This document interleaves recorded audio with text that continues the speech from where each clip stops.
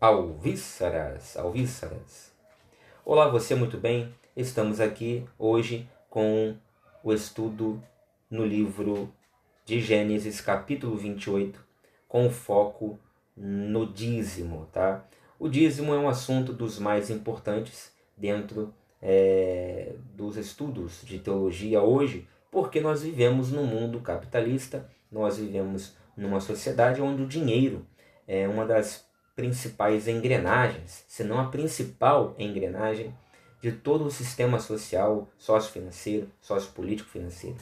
Então, falar de dinheiro é sempre muito importante e muito polêmico. E quando você fala de dinheiro usando versículos bíblicos, aí é que o negócio fica mais polêmico ainda, né? As igrejas gastam dinheiro, precisam de dinheiro para pagar suas contas de energia elétrica, gastos como uma casa comum, comida, água, né? E a promoção de eventos em geral e tantas outras despesas, até mesmo salários de líderes, né? De pastores. Então, é como se fosse uma empresa, você tem até contratos de trabalho, igualzinho a uma empresa ou uma casa, né? De família. É uma mescla das duas coisas. Tem um estatuto que regulamenta a posição civil da igreja dentro da sociedade, com os seus direitos e deveres e tudo mais. Bom, mas não é sobre isso que nós queremos falar aqui. Nós queremos nos deter na passagem aí de Gênesis 28, porque é uma das passagens que é utilizada para aqueles que defendem o dízimo nos dias de hoje. Eu quero dizer, de outro modo, o seguinte, que o dízimo nas igrejas evangélicas, né, em 99,99% delas, para não entrarmos aqui também já no âmbito católico, né, só para nos determos aqui no principal, no essencial do que eu quero colocar aqui, que é a igreja evangélica. Eu quero delimitar o raio de ação do meu discurso, né, em cima da prática do dízimo hoje e nas igrejas evangélicas. Então, 99,99% dessas igrejas pregam o dízimo, que você, membro dessa igreja, deve dar o dízimo nessas igrejas. E não dar o dízimo seria um ato de infidelidade. Aí nós temos um problema. Quando isto é dito e ao ser dito, afirma-se que tal prática que é ali pregada se sustenta em cima de passagens como essa que vamos mostrar aqui, aí você tem mais do que um problema. Você tem aí digamos assim, não um crime, mas uma prática antiética pesada, né? E considerando que o ambiente é religioso e que preza pela verdade, pela santidade, pela espiritualidade, aí você tem realmente uma sacanagem. Não de todos os pastores. Muitos fazem isso por ignorância, o que continua sendo uma maldade, né? Porque a maldade não advém somente da intenção perversa de lucrar em cima do membro, mas ela advém também da extrema burrice e ignorância, que é criminosa de certa maneira, que é muito nociva, certamente, da parte desses líderes, porque eles estão numa posição de formação de opinião, de doutrinação. Eles são doutrinadores, e eles guiam massas, né? E, ao fazerem isso, deveriam ter, minimamente, assim, uma capacidade intelectual, uma honestidade intelectual, uma boa formação mínima para se ensinar, né? E aqui eu falo, tá, gente, não de ter que conhecer hebraico, aramaico, vai lá no texto original, não. É língua portuguesa básica, interpretação de texto. E é só munido, né, somente com a língua portuguesa, com assim, as informações mais básicas, um apanágio mais simples da compreensão e da interpretação textuais, é que eu vou ler com vocês aqui essa passagem e vocês vão ver que realmente não faz o menor sentido a pregação deturpada que muitos fazem, inclusive em cima dessa passagem. Então, qual é a passagem? Repetindo, A passagem é Gênesis capítulo 28. Eu vou ler só do versículo 18 até o versículo 22 e a gente vai voltar para contextualizar brevemente e só com foco nesse ensino do dízimo em cima dessa passagem. Diz assim, Gênesis capítulo 28, versículo 18. Eu vou ler na versão da CNBB, mas você tem aí na esquerda a King James Fiel e você tem na direita a nova versão transformadora de 2021 também para acompanhar. Diz assim: pedra posta por coluna, por Jacó, em Betel, a coluna de Betel. Aí começa o versículo 18. Jacó levantou-se bem cedo, tomou a pedra que lhe servira de travesseiro, colocou-a de pé para servir de coluna sagrada e derramou óleo sobre ela. 19. Ele chamou aquele lugar Betel, casa de Deus. Anteriormente a cidade chamava-se Luza. Versículo 20. Jacó fez então esse voto: se Deus estiver comigo e me proteger nesta viagem, se ele me der pão para comer e roupa para vestir. Versículo 21. E se eu voltar são e salvo para a casa de meu pai, então o Senhor será meu Deus. Versículo 22. Esta pedra que ergui como coluna sagrada será transformada em casa de Deus. E eu te darei o dízimo de tudo o que me deres.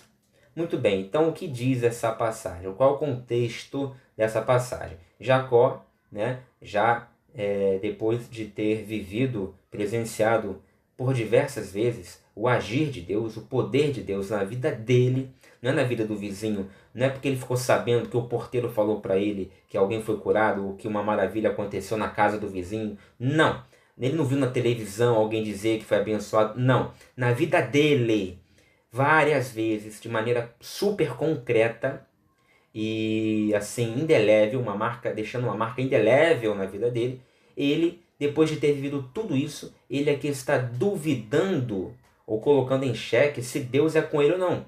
Ele acabara de ter um sonho. Veja que a passagem diz ali no versículo 18: Jacó levantou-se bem cedo. Ele levantou-se bem cedo, ele acabara de acordar, portanto, e ele acabara de despertar de um sonho onde ele teve uma visão magnífica de uma escada que conectava a terra ao céu e por ela passavam anjos subindo e descendo, aquela coisa toda. E toda essa passagem você já conhece, né? São os versículos supra, aí no vídeo, né? Versículo 17, aí tá vendo? 16, vai subindo, você vai vendo essa passagem aí, tá? Mas o que acontece? E aí ele acaba de ter essa visão maravilhosa, que é mais um dos grandes acontecimentos concretos e palpáveis de Deus na vida dele, do próprio Jó. E ele vai e diz assim, lá no versículo 20, se Deus estiver comigo, olha só, como assim se Deus estiver comigo? E me proteger nessa viagem, e se ele me der pão para comer e roupa para vestir. Olha, mas é o que ele está fazendo com você, meu amigo, desde o início. Você roubou a primogenitura, né? Ali roubou no sentido de ter usado de chantagem vil ali com seu irmão Esaú, Jacó. Você vai e rouba a primogenitura de Esaú para você numa uma atitude completamente antiética, engana seu pai, se fazendo passar por ele, engana o grande patriarca, né? E aí o pai de Jacó era Abraão, né? Abraão teve Esaú e Jacó, e depois Jacó vai ter Isaac, etc. E por aí vai. Quer dizer, então ele comete uma série de atitudes vis, né? E Deus ainda assim é com ele e o sustenta. Aí ele tem uma visão nessa escada agora, há minutos atrás, né? Que quando Deus trabalha na sua vida, opera na sua vida, mas muito tempo passa, você até começa a cair na incredulidade, de repente ali você fica meio frio, mas não, ali ele acabou de despertar de um sonho tremendo, né? Você vai ver a passagem ali, você vai ver uma coisa assim magnífica, né? Depois ele tem a luta com o anjo, aquela coisa, tu fica até com uma cicatriz, uma marca na coxa e tudo mais, fica manco, uma coisa assim que ele vê na carne dele, ele sente na vida dele, e acabou de despertar dessa situação, desse sonho. E aí ele coloca em xeque: não, mas se Deus estiver comigo e me proteger nessa viagem, se ele me der pão para comer e roupa para vestir, Aí vem versículo 21. E se eu voltar são e salvo para a casa de meu pai, então o Senhor será meu Deus. Ora, ele ainda não era o seu Deus ainda? Depois disso tudo? Né? Então, primeira coisa aqui que eu quero deixar registrada aqui para vocês que usam essa passagem para defender o dízimo. E não só essa passagem, como as outras passagens que falam de Jacó, sempre colocando Jacó como sendo um menino bom, um bom moço, um bom vivant, né? Olha, um santo homem de Deus. A Igreja Católica chama Jacó de São Jacó, né? Ele é santo. Né? A igreja evangélica lambe, passa pano, Jacó para cá, Jacó para lá, os hinos, né? As músicas evangélicas, lá verei, Jacó, lá verei, meus irmãos, como aquela música da Voz da Verdade. Quer dizer, tudo palhaçada. Jacó é um sujeito ruim, um sujeito vil, tá entendendo? Ele aqui ainda não se transformou plenamente num melhor Jacó, que é o Jacó da sua fase final, de um Jacó realmente, ali sim, digno de ser imitado, aí sim, no final de sua vida, mas ainda não é aqui o Jacó, ainda não é o Jacó que é ensinado por aí afora, que você ouve o seu pastor ensinar, né, lá no altar. E esse Jacó aqui, primeira coisa que eu quero deixar claro aqui, é esse o Jacó, né, que nós temos aqui no texto, um Jacó incrédulo, que acabara de despertar e de vivenciar várias ações de Deus concretas em sua vida, e ainda assim, incredulamente, ele duvida que Deus, se Deus é ou não na sua vida, se Deus é ou não um Deus fiel a ele, ou que o ajuda, etc. e tal. Então esse é o Jacó, é esse tipo de traste que nós estamos vendo aqui nessa passagem. Pois bem, veja que eu não estou trazendo nenhum texto, importando nenhuma passagem, nenhum texto de nenhuma outra literatura. Eu só estou lendo com os olhos da minha cara o texto que está na minha frente e você comigo. Não estou acrescentando nada, não estou fazendo exegese, apenas exegese. É menos até do que exegese, é simples interpretação textual, tá? De quinta série, tá bom? Na tua frente aqui isso, eu não estou inventando nada. Muito bem. E aí, vamos para o seguinte ponto que eu quero aqui destacar. Jacó, ele vai dar o dízimo, ele vai dizer que vai dar o dízimo, né? Ele vai lá no versículo 22, ele fala assim: esta pedra que ergui como coluna sagrada será transformada em casa de Deus, e eu te darei o dízimo de tudo o que me deres. Então, primeira coisa, ele fala que dará o dízimo, mas ele fala que dará o dízimo no condicional, te darei, né? E antes disso ele fala no versículo 21, e se eu voltar são e salvo para a casa de meu pai, então o Senhor será meu Deus.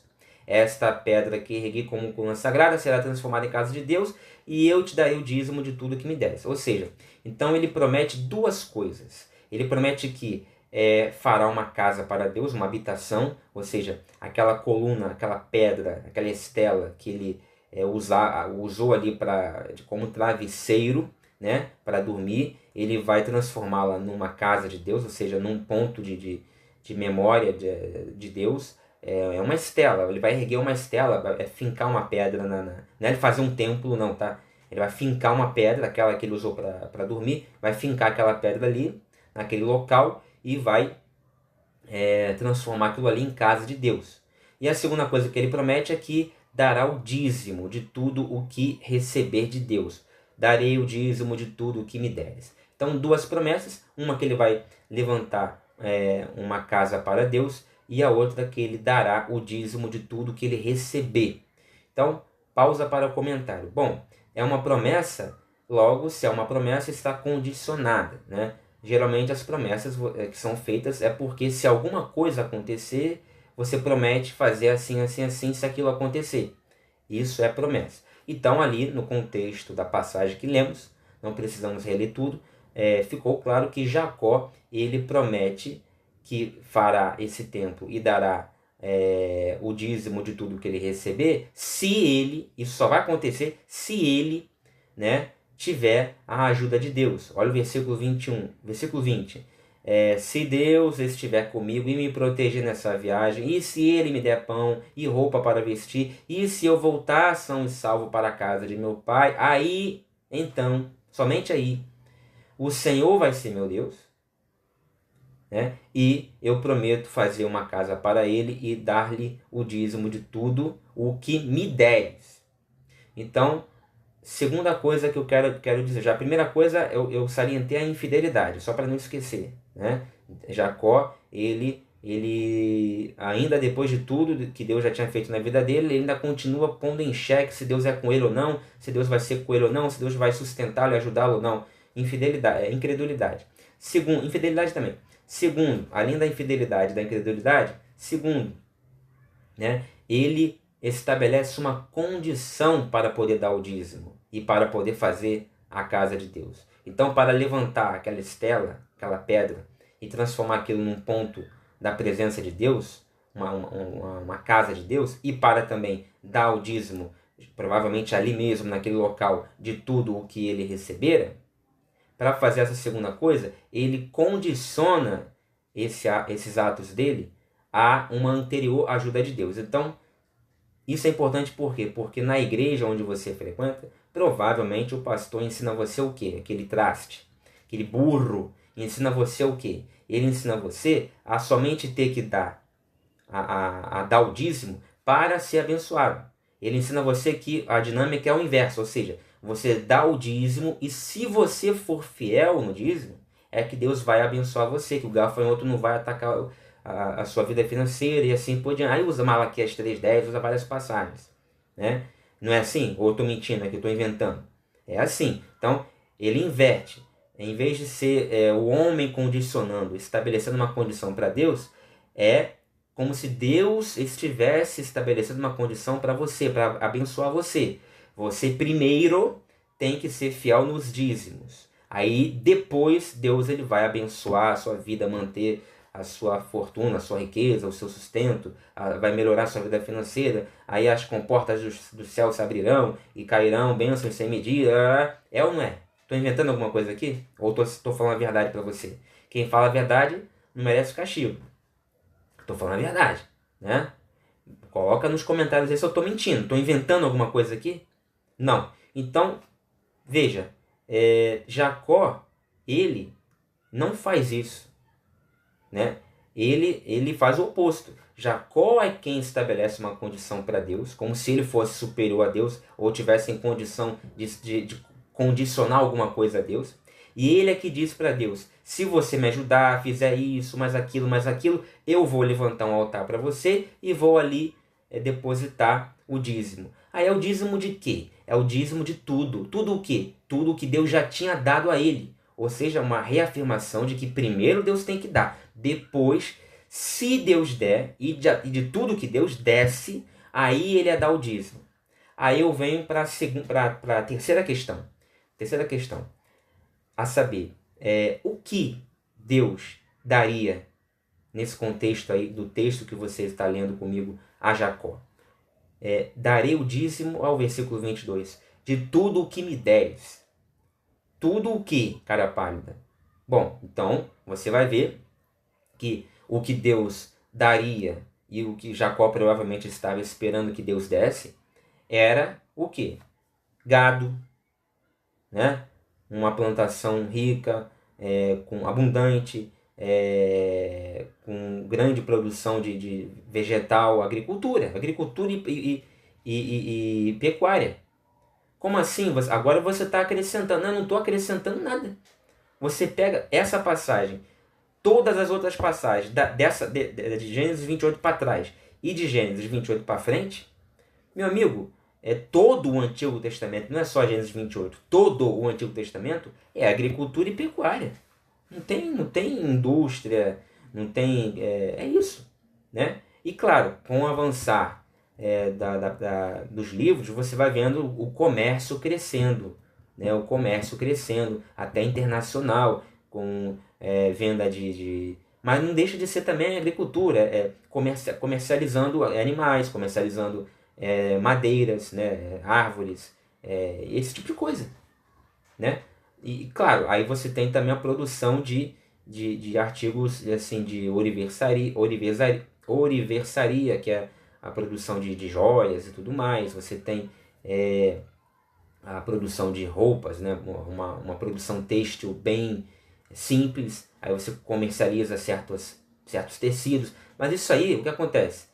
É claro que nesse contexto de Gênesis 28, quando ele diz assim, Jacó, darei o dízimo de tudo que me deres, ele vai dar 10% de quê? Porque dízimo realmente significa 10%. Né? Dízimo realmente, a palavra significa, tanto no hebraico como no grego e no português, significa, não tem como fugir disso aí, é 10% mesmo. Né? Pode torcer, mas é 10%. Então, Jacó daria 10% de quê? De tudo o que ele recebesse de Deus. E o que ele receberia de Deus ali? Ele receberia isso de Deus, é gado, né? Enfim, pecuária e agricultura. Né? E talvez, se você quiser colocar, coloca lá também.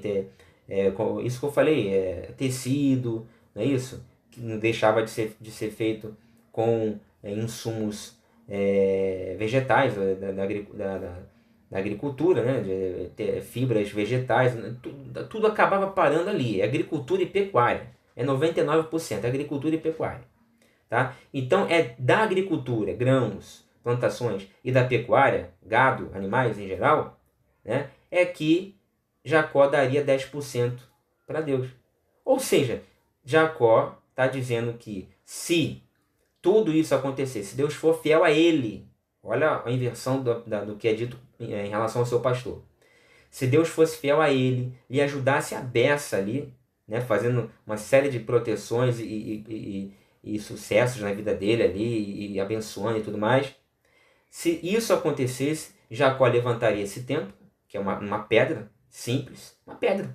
O cara achou uma pedra, não comprou nem nada, é uma pedra, tá lá, pegou, estava lá, não teve que pagar por aquilo, coloca lá, né, na vertical, que é uma estela, e ele diz que se tudo isso acontecer, ele vai levantar essa pedra, essa casa de Deus, e vai colocar ali, como dízimo, né, 10% ali de suas plantações e de seu gado. E, aliás, ele era criador disso, de gado, né, de plantações e de gado. Você vê em outras passagens aí, até mais para frente você vai ver isso aí nos últimos capítulos de Gênesis. Pronto, é isso. Não é dinheiro. Né? Não é dinheiro. Não é 10% do teu pagamento lá.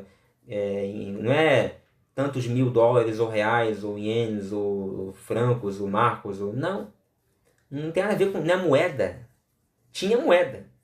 Tinha dinheiro. Você vê o próprio Abraão lá em Gênesis 14 já manuseando dinheiro. Prata, ouro. Né? Mas ali não é dinheiro. Mas se você quiser colocar como também sendo dinheiro, pode colocar, não tem problema, porque não é esse o problema. O problema maior não é esse. Pode colocar, não tem problema. Você quer entender que também nesse contexto ali, pela palavra tudo, né, o que me deres, por essa expressão tudo que me deres, você entende que deva ser colocado ali também a prata, o ouro. Pode colocar, não tem problema. Então Jacó, vamos supor então que Jacó então colocasse ali em frente àquele altar, naquela casa de Deus ali que ele levantaria, que ele ficou no futuro de levantar. Vamos supor que Jacó colocasse ali então tudo isso, 10% do gado que ele recebeu, que ele criou, 10% da plantação lá, da colheita abundante que ele teve, mais 10% das moedas lá de ouro, de prata, seja o que for que ele tem. Não tem problema, coloca tudo isso lá. Pronto, esse é o dízimo que Jacó está dizendo que vai dar. O problema não é esse. Né? O problema não é o que ele vai dar. O problema ele só vai dar se Deus fizer isso, assim, assim, assim, e agir bonitinho conforme o desejo dele. Só se Deus for um bom menino para com Jacó, né, é que Jacó vai dar. Depois de Deus já ter feito um monte de maravilhas na vida de Jacó. Olha só. Tá? Agora, vai sempre comparando isso com o Jacó que lhe apresentam na igreja da esquina. Vai sempre comparando isso com a palavra torta que é pregada nas igrejas para você. Muito bem. Próximo passo aí, acho que já estamos no quarto passo, quarto ponto a ser destacado. Bom, para quem Jacó ia dar isso aí? A passagem diz que ele ia dar esse dízimo para algum diácono da igreja, ele ia dar esse dízimo para algum sacerdote, Porque você vai lá, por exemplo, em Gênesis 14, 18, Abraão ainda dá o dízimo ali a Melquisedeque. Pelo menos ainda tem o Melquisedeque ali que chega só para passar a mão no dinheiro de Abraão e meter o pé. Só para isso que vem Melquisedeque ali em Gênesis, como diz o Natan Rufino, de maneira cômica. Mas não deixa de ser verdade. Ele vem, pega o dinheiro de Abraão e vai embora. Né? Não estou dizendo que veio roubar o Abraão, mas é o personagem que só entra para isso. A função do personagem era essa aí. Mas ainda tinha um personagem, ainda existia um sacerdote que recolheria. E recolheu o dízimo do Abraão. E aqui? Quem é que pega esse dinheiro? O texto simplesmente não diz. E nem dá a entender que alguém vai pegar. Muito pelo contrário, o texto está muito claro ao dizer que Jacó está se comprometendo a dar esse dízimo sem intermediação, diretamente colocar esses dízimos que são matéria orgânica, tá? Carne, colheita. Ele está dizendo que ele vai pegar esse monte de coisas, 10% do que ele tem, e vai colocar ali naquela pedra, em frente àquela pedra, naquela casa de Deus ali. Provavelmente vai fazer o quê? Ou vai deixar ali apodrecendo ou vai queimar. Provavelmente queimava, porque era assim que fazia o povo proto-hebraico, o povo hebraico da Bíblia. Né? Queimava, oferecia como expiação, como holocausto, etc, etc, etc. Então, e não só o povo hebraico, outros povos mesopotâmicos também. Era o fogo que queimava aquilo ali, e aquela coisa subia como cheiro suave, as narinas de Deus, aquela coisa toda. Então, ninguém recolheu o dízimo ali. Não teve nem mesmo um levita coatita, que era a classe de levita que recebia os dízimos, nem porque ali na altura dessa passagem, né, desse texto, ainda não temos ainda a tribo de Levi, as 12 tribos de Israel. Né? Acho que Levi nem nasceu, certamente Levi nem nasceu. Né? Então, seja como for, não pode ser alguém recebendo. Jacó está colocando aquilo ali, sozinho, colocando aquilo ali em frente ali àquela pedra, e vai tocar fogo naquilo, vai deixar apodrecendo, mas enfim, é ele que pega e coloca. Então, transporta para a sua realidade na sua igreja hoje. É assim que é feito? É assim que acontece? Não, você tem que dar o seu dinheiro, 10% da sua grana, não é plantação, não é gado, é grana. E só pode ser grana. Vai lá levar um pouquinho de cominho, uma fatia de carne lá, filé mignon, apesar que a filé mignon, a carne, filé mignon, carne de gado, em geral, tá muito cara, vale uma grana. Mas vai lá você levar uma peça de carne lá e colocar no gasofilácio lá da igreja, na salva da igreja, para ver se o nego não vai te escorraçar lá, te humilhar, te sacanear lá, falar mal de você, chamar de maluco. Né? Então o que acontece? A gente tem que fazer as coisas conforme diz a Bíblia até a página 7, né? Porque a partir do momento que você começa a fazer certas coisas exatamente como diz a Bíblia, aí você já é um infiel pecador, maluco. Né? Então assim, não, tem que andar conforme a Bíblia, tem que fazer tudo, guardar o sábado, porque não, tem que guardar o sábado bonitinho, diz os adventistas, porque a Bíblia diz o sábado e tal, a partir das 18 horas de sexta, aqui não sei o que, blá. Pois é, quando convém, tem que se guardar exatamente ipsis literis, o que diz o texto bíblico. Quando não convém, finge que não vimos e passa batido, como aqui. Né? Vai lá você levar o dízimo, um filé de carne, um carré, um bofe, para ver se você não toma um fora. Então, tem que ser grana. Só serve a tua grana. A tua grana é que importa para eles. Aí você vai lá levar 10% da tua grana. Mas eu te pergunto, você coloca lá, né? E toca fogo?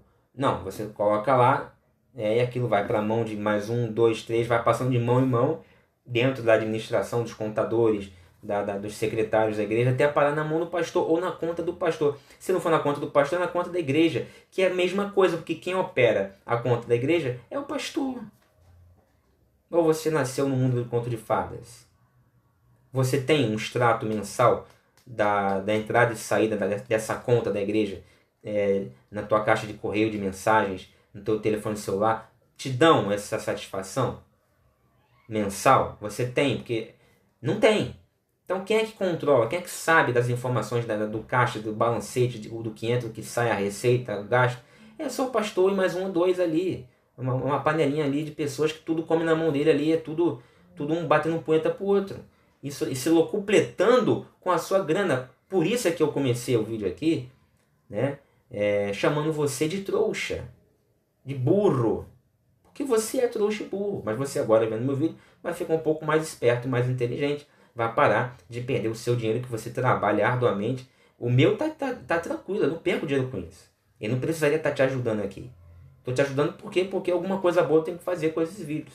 Se é que alguém está me vendo aí e está me dando atenção. Se uma pessoa me der atenção do que eu estou falando, eu já fico agradecido. Isso porque eu estou pegando uma passagem, uma passagem da Bíblia para poder refutar essa pregação ridícula, 7:1, horrenda, que fazem sobre o dízimo, só porque é conveniente. Eu poderia pegar aqui várias outras passagens, tá? A gente ficaria aqui o dia inteiro. Então, Jacó, ele é incrédulo, ele é antiético, ele condiciona dar o dízimo e levantar uma casa para Deus ao fato de Deus previamente o abençoar e o proteger e o fazer prosperar. Ele, ao dar o dízimo, ele não dá dinheiro. Havia dinheiro naquela época, mas ele não dá dinheiro. E ao dar, ele coloca o dinheiro diretamente ali no altar que ele levantou. Ele não dá para um diácono, para um sacerdote que passa pela... Não, ele vai lá e faz. E ele, ao fazer isso, né, ele está fazendo porque ele quis fazer. Ninguém mandou ele fazer, ele não leu em nenhum lugar que ele tinha que fazer, ele foi lá e quis. Se ele não quisesse, não havia nada, nenhum preceito, nenhuma regra, nenhuma lei dizendo que ele era obrigado a fazer. Ou seja, lá na tua igreja, por mais que se diga assim, dá quem quer, mas a gente sabe que quem não dá, né, em 90% das igrejas aí, quem não dá o dízimo é escanteado, fica para escanteio, é jogado fora, né, é mal visto. Não tem vaga para ele cantar, não tem vaga para ele ser sacerdote lá, levita, diácono, presbítero, etc, etc. Né? Porque ele não é dizimista. Então, é um dar quem quer, mas só que eles falam isso na tua cara, mas por trás eles só deixam chegar junto ali quem dá. Quem não dá, eles vão jogando para escanteio. Então, só para não estender muito o vídeo, eu vou parar por aqui. Então, realmente, não tem como usar, né, o texto de Gênesis 28, a partir do 18, como texto apologético para a prática do dízimo nas nossas igrejas hoje. Eu espero que você tenha gostado, apesar da minha virulência no comentário, mas eu preciso sacudir um pouco e dar uns tapas na cara de algumas pessoas que são excelentes pessoas, boas pessoas, mas estão sendo enganadas, perdendo seus tempos, seu tempo, e principalmente o dinheiro, né, com pessoas desonestas e que ou têm má intenção e querem meter a mão na tua grana, ou são burras. Por mais que sejam boas pessoas, são burras e não deveriam estar na posição de mestres.